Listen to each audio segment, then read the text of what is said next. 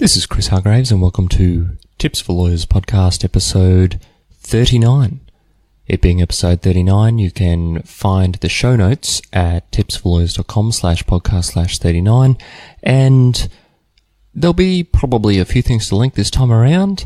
But before I get into today's episode, I did want to remind you that the Tips for Lawyers course called Essentials is still available for free, and you can access that at tipsforlawyers.com/essentials. It is a, frankly, fantastic course, if I do say so myself. It is valuable. It is a core skills test, essentially, for young lawyers. What does it do? It goes through the fundamental skills that, in my view, a lawyer needs to have in order to serve their clients properly. There are 4 that I've identified. Check out the link, have a look at the sign-up page. It is free, you get access to the course, you'll get some emails from me to help you along the way, and I think it's a valuable lesson and series of lessons to be learned, so I would invite you to check out the Tips for Lawyers Essentials course. The next thing I would invite you to do, if you had a minute, is to go to tipsforlawyers.com/iTunes and leave a review, leave a ranking, leave a comment. Hopefully it'll be 5 stars and something like Tips for Lawyers podcast is fantabulous and I love listening to it every time. But if it's not that, then I'll read it anyway, and I appreciate honest feedback. So what are we talking about today? Today we are talking about persuasion. It's a big topic, and it's one I've decided to do over a couple of episodes. Today I wanted to introduce the topic, explain how it fit into the fundamental elements of a legal practice, and to start off on a few of the core topics associated with persuasion. So what is persuasion? Persuasion is, in reality, a sub-topic associated with communication.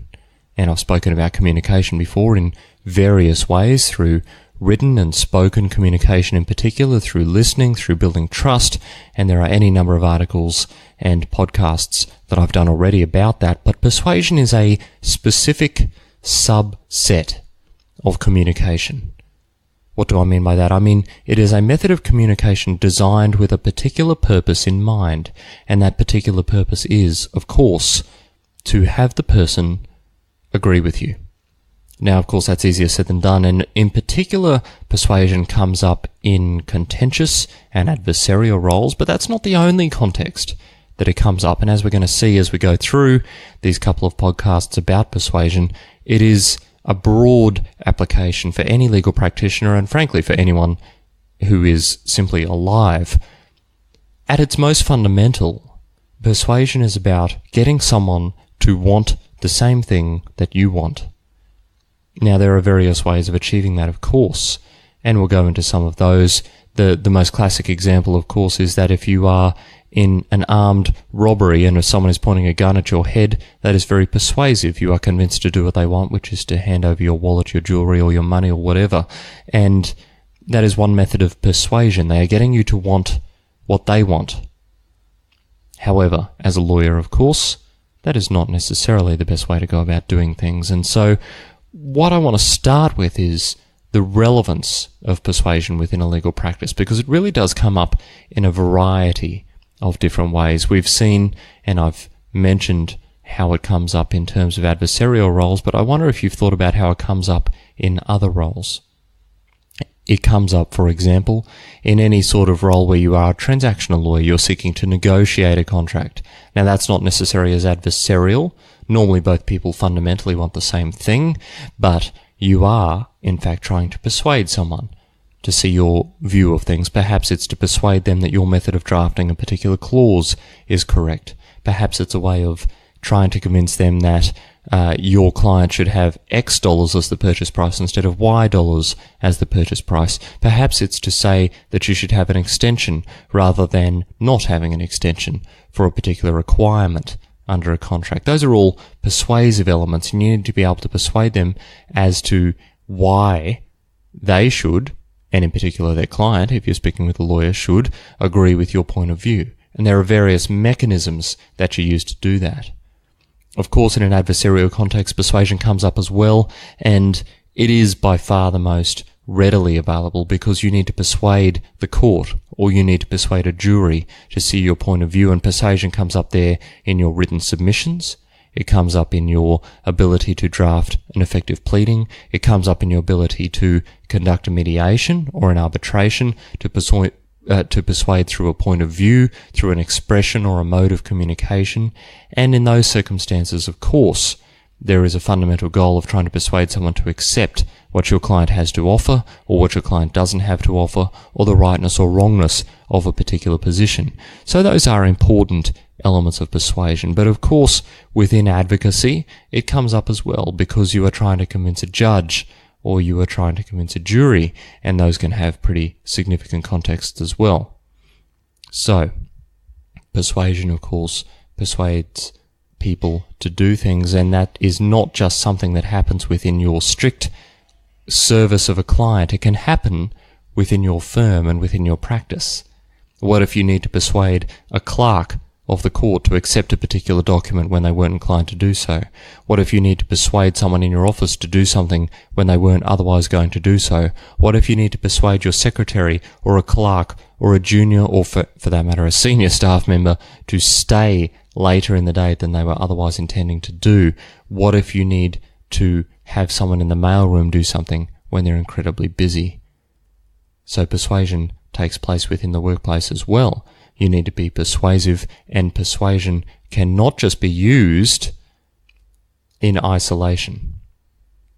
What do I mean by that? Persuasion takes place in the context of a relationship, and that's where interoffice persuasion in particular comes into play. You cannot hope simply to turn up to work day after day after day and exert influence. Influence is very different to persuasion, and I want to be very clear about this as we set up this couple of podcasts in relation to persuasion. Persuasion is about getting people to want the same thing that you want. It is not about them doing what you ask them to do simply by virtue of the fact that you are in charge of them. That is a very different thing. And I want to distinguish there specifically because a lot of people think that they are persuasive, whereas in fact they are just in charge. And those are very different things. Institutional management and institutional power are not what I want to talk about when it comes to persuasion. So in terms of interoffice persuasion in particular, or intra-office persuasion, where you're talking about colleagues and co-workers and subordinates, or for that matter superiors, you're talking about persuasion in a very different context.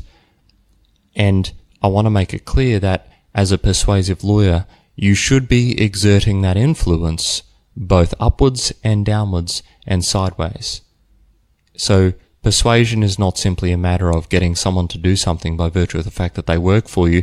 In reality, that is very similar to the person who holds a gun to the head of the person whose wallet they want that I mentioned before. You are not persuasive in the sense that I'm talking about as an effective advocate, as an effective lawyer, if all you are able to do is to exert institutional power. That is not persuasion.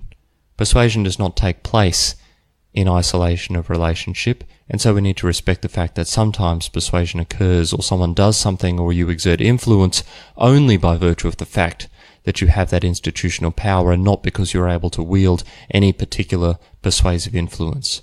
So it is important to distinguish between those things.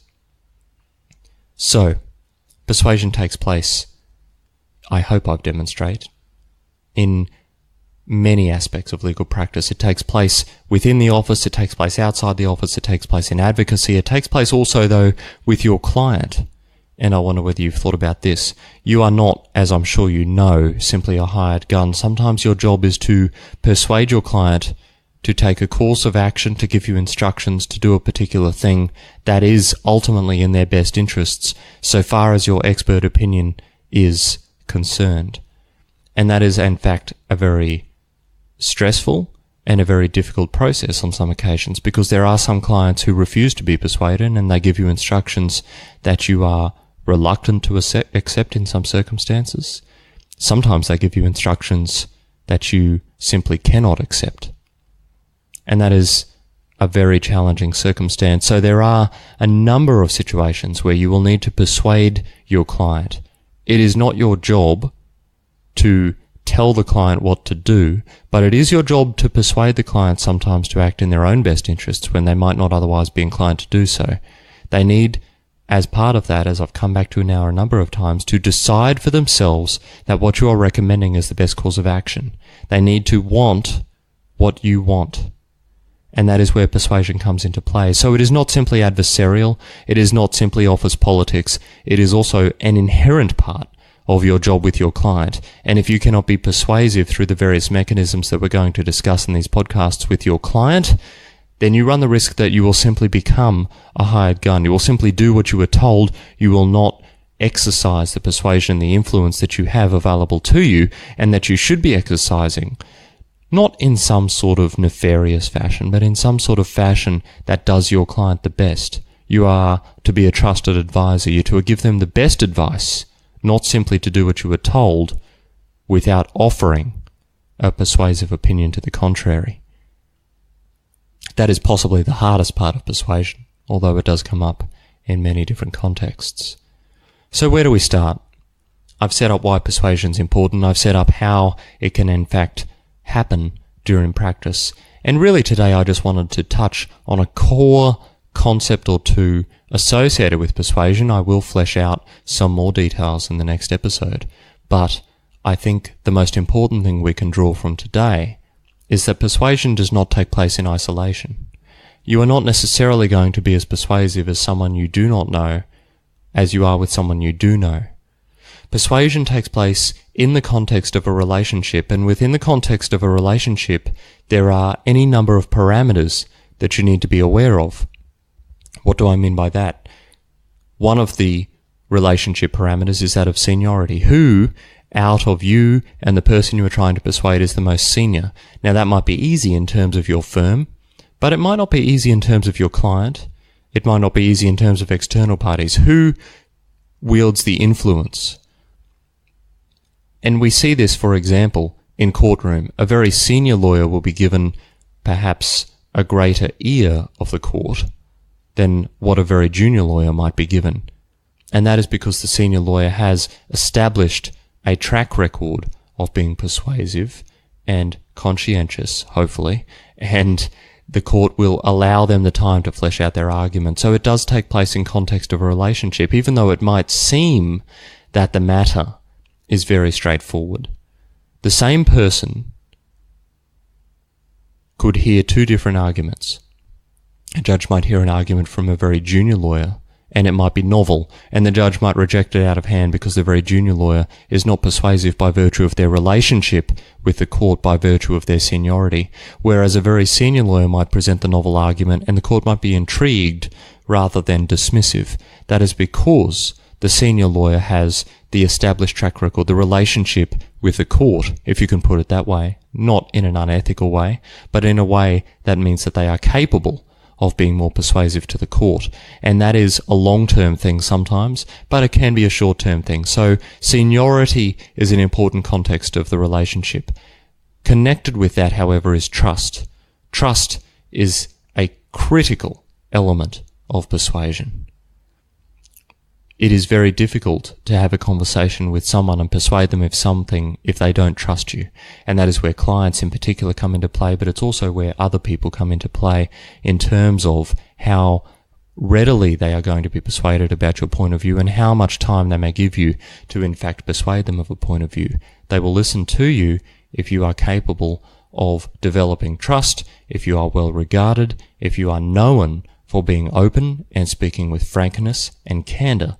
It is upon you to develop that trust with other people. So really what I wanted to leave you with today is this thought and this question. How are your relationships?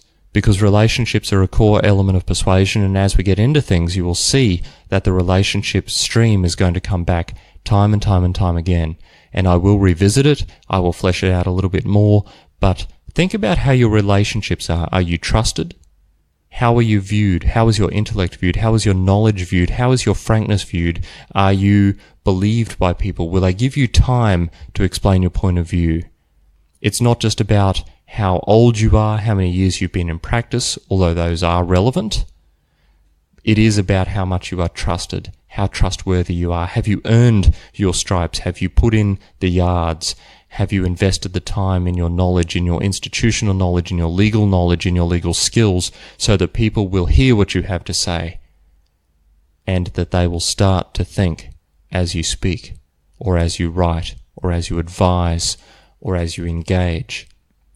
That's what I wanted to leave you with today. This is Tips for Lawyers, episode 39, and we're going to come back to persuasion soon in the next episode, but think about your relationships in the meantime. Are they putting you in the best stead to be persuasive, or are they not? Check out the show notes. I'll put a few links in there. I'll put a few comments in there. tipsforlawyers.com/podcast/39, and I will see you next time.